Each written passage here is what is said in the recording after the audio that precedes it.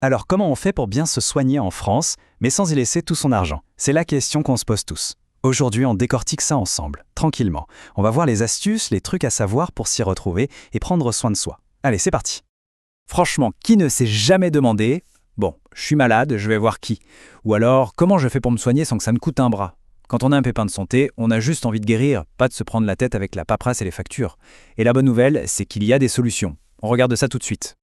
Ok, pour piger le truc, faut commencer par le début. Le point de départ, c'est ce qu'on appelle le parcours de soins coordonnés. Ouais, je sais, le nom a l'air super compliqué, mais en vrai, c'est juste la carte, le plan à suivre pour pas se perdre dans le système de santé. Et au cœur de ce parcours, il y a une personne super importante, le médecin traitant. C'est un peu le capitaine de l'équipe, si on veut.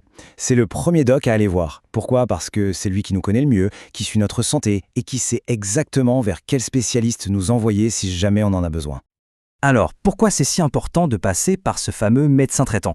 La réponse, elle est simple, c'est une question d'argent. Si on respecte ce parcours, on est beaucoup mieux remboursé par la Sécu. Et ça, c'est vraiment la règle d'or pour pas que ça nous coûte cher. Bon, attention, il y a quand même quelques exceptions, faut pas non plus tout compliquer. Pour certains trucs bien précis, pas besoin de passer par le médecin traitant. On peut aller direct chez l'ophtalmo pour les yeux et les lunettes, chez le ou la gynéco pour le suivi, ou même chez un psy si on a entre 16 et 25 ans. Ça, c'est vraiment un truc à retenir. Ok, le parcours de soins, c'est bon, on a compris. Maintenant, on passe au sujet qui fâche un peu. Le paiement. Comment ça marche concrètement? C'est souvent là qu'on a un peu perdu, mais vous allez voir, on va tout démêler.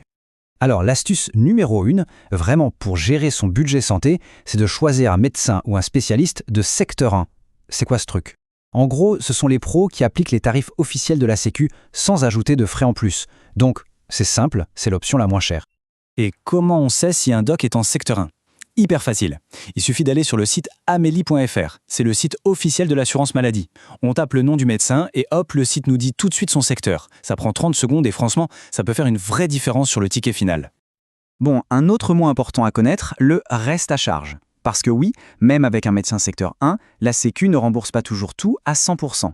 La petite partie qui n'est pas remboursée, c'est ça, le reste à charge. C'est la somme qui sort directement de notre poche.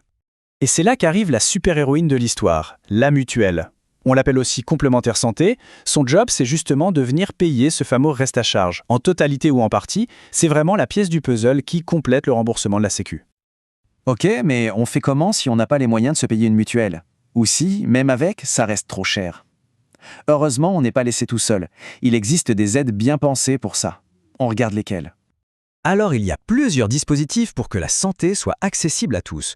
On va se concentrer sur les 3 principaux. La complémentaire santé solidaire, qu'on appelle la CSS, le dispositif 100% santé, et enfin, le tiers payant. On commence avec la CSS. Ça, c'est une aide vraiment top pour les personnes qui ont des petits revenus. Suivant la situation, elle peut être carrément gratuite ou alors coûter moins d'1 € par jour.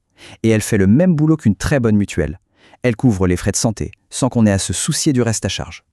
0 €. Oui, 0. Retenez bien ce chiffre, parce qu'il nous emmène vers un autre plan super intéressant.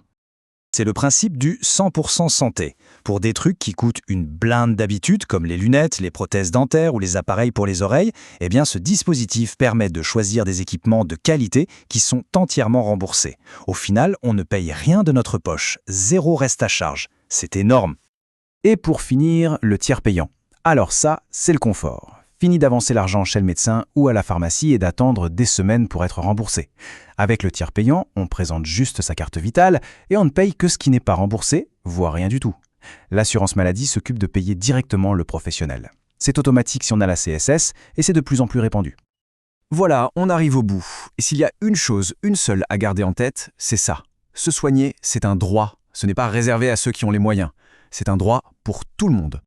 En fait, tout ce qu'on vient de voir, c'est simple. Connaître le système, c'est le meilleur moyen de protéger sa santé sans se ruiner. Quand on sait comment ça marche, qui aller voir, quelles aides existent, on reprend le contrôle. C'est un peu comme avoir les clés de la voiture. Alors la question, maintenant, c'est qu'est-ce qu'on va faire avec ces clés pour prendre soin de soi et des gens qu'on aime.